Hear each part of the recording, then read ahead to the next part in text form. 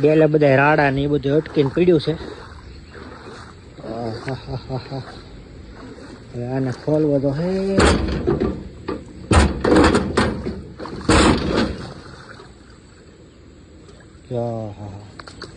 ઘરમાં પાણી કરી ગયું ભાઈ સાહેબ.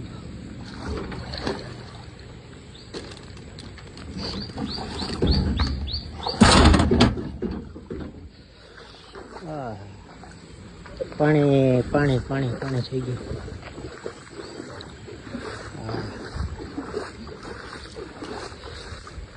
જોઈ લો નેરું પણ આવેલું છે.